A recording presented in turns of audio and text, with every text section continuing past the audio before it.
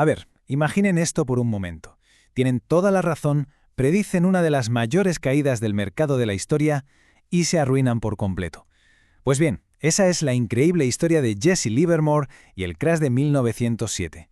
Es una lección brutal sobre tener visión, sobre el dolor y sobre esa sabiduría que, a veces, solo se gana cuando te equivocas en el momento justo. Tengo que ver por mí mismo y pensar por mí mismo.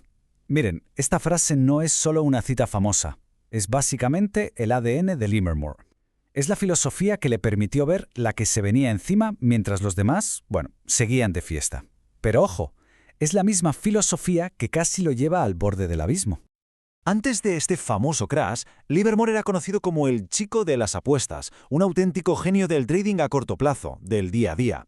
Pero se dio cuenta de algo: ganar las batallitas diarias no significaba ni de lejos ganar la guerra. Estaba a punto de evolucionar, iba a pasar de ser un simple soldado a ser un general, y la verdad, ese cambio lo redefinió todo. Aquí se ve perfectamente su gran transformación. Miren, dejó de cazar las migajas, de reaccionar a cada ruidito que hacía la cinta de cotizaciones. En su lugar empezó a buscar tsunamis, los que él llamaba grandes movimientos, esos que están impulsados por la economía real. Pasó de la pregunta ¿qué va a hacer esta acción hoy? A la pregunta importante: ¿hacia dónde se dirige el mercado entero?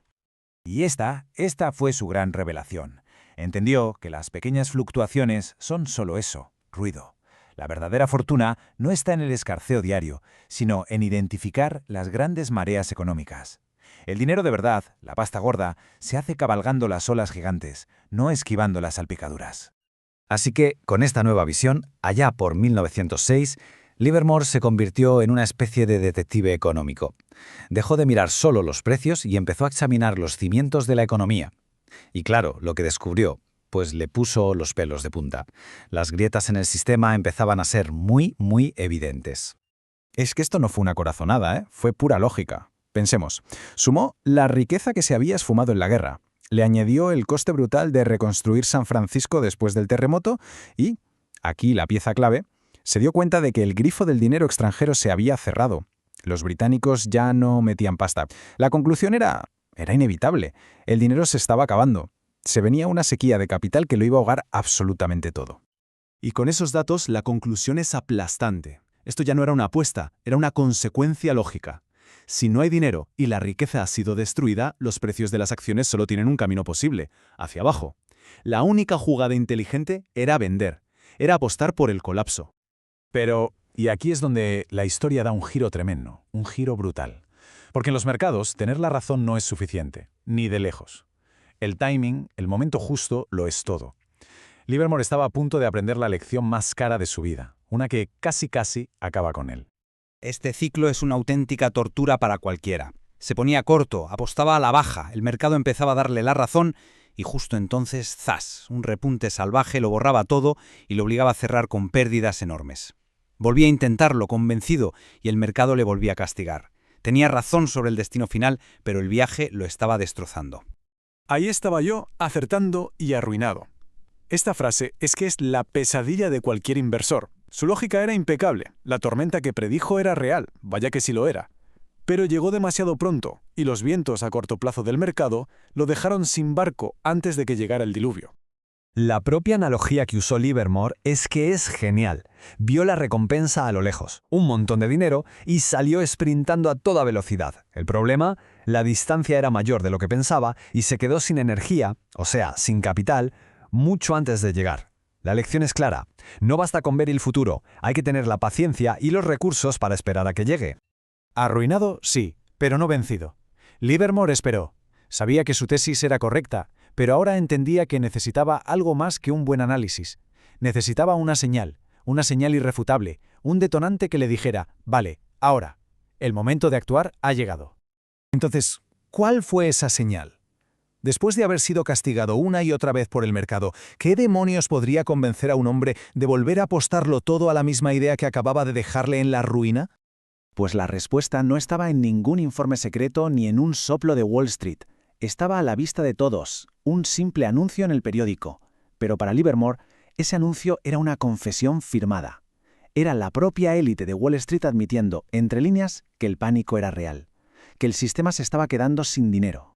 El genio de Livermore está en cómo conectó los puntos. A ver, primero, ve que dos ferrocarriles importantes piden dinero, pero a plazos, algo rarísimo. Eso le gritó que ni los propios banqueros creían que la gente tuviera efectivo. Días después, otro ferrocarril anuncia que también necesita pasta, pero adelanta sus cobros para ser el primero de la fila. Para Livermore, la conclusión fue cristalina. Era una carrera desesperada por el poco dinero que quedaba. El pánico ya era oficial, esa era la señal. Con esta confirmación en la mano, Livermore ya no dudó ni un segundo. Volvió al mercado, pero esta vez no como un corredor impaciente. Volvió como un general con una estrategia clarísima y, lo más importante, con el respaldo de las condiciones económicas. Su gran campaña bajista estaba a punto de empezar. Y a medida que empezó a vender, todo el mercado se empezó a desmoronar, tal y como había predicho. Todo caía, pero había un problema. Una acción, la del ferrocarril de Reading, se negaba a caer. Se mantenía ahí obstinadamente fuerte, mientras todo lo demás se hundía a su alrededor. La fortaleza de Reading era casi un mito en Wall Street. Se decía que un grupo de poderosos la sostenía, que era intocable. Y esto era un problema para Livermore, porque si su tesis de que nada podía escapar a la crisis de capital era correcta, entonces Reading tenía que caer. Era su prueba de fuego definitiva. Pero Livermore sabía que cuando la marea baja, todos los barcos se hunden, por grandes que sean. Razonó que la fortaleza de Reading era pura psicología. Nadie se atrevía a ser el primero en vender, así que él mismo disparó el primer cañonazo lanzando una venta masiva y coordinada. El resultado, instantáneo. El peñón de Gibraltar se hizo añicos en minutos, validando su teoría de la forma más espectacular posible. Y esta frase es la culminación de toda su evolución. Ya no estaba luchando contra la cinta, ni contra la opinión del mercado.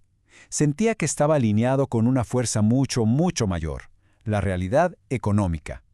Las condiciones de fondo eran sus aliadas, y eran imparables. Estaba operando con la certeza de que la lógica de los acontecimientos por fin estaba de su lado. Livermore ganó una auténtica fortuna en el crash de 1907. Una locura de dinero. Pero sinceramente, el dinero no fue el premio más valioso que sacó de todo esto. La verdadera ganancia fue la sabiduría forjada en el fracaso, en la paciencia y en la convicción. Esta línea de tiempo lo resume todo a la perfección. Primero, la visión correcta. Luego, la ruina por pura impaciencia. Después, la paciencia para esperar esa señal clave. Y finalmente, la ejecución perfecta que le dio una de las mayores victorias de la historia. Es el viaje completo, de la teoría a la ruina y finalmente a la gloria.